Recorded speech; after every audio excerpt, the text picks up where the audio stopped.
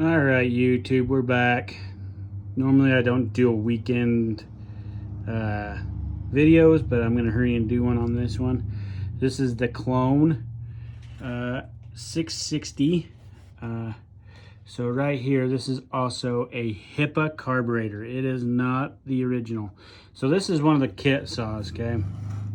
So it's not exactly a blue one or the new orange ones. But this is a kit saw. So what I've done on this one is put the HIPAA carburetor on. I've got these choke lever, throttle, operator present lever. These are all on back order from Stihl. So what I've got from Stihl is the trigger, which is not on back order, which this is one of them, if you can see it. But if you can't, oh well. Sorry, it's a little shaky. I'm just trying to do a quick video. And then I've got this little hold down piece also coming from Stihl, which is also back ordered. But this one I have ported. I wouldn't say polished. Maybe done some cleanup work on it. As if you can see that, yeah.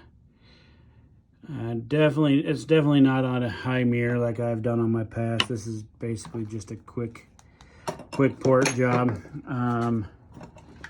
So just for you guys that like to tinker and do other things of that nature, when you do these kit saws, some of the things that I would recommend you do first is get the OEM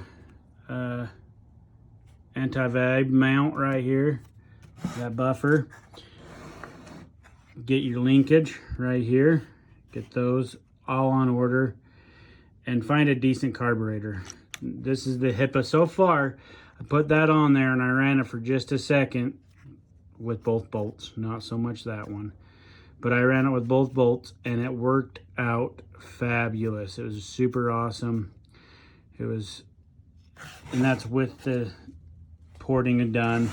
I didn't have to do much adjustment at the time with this, so we'll see. Get some new O-rings for the gas cap, and then maybe look into a OEM starter setup.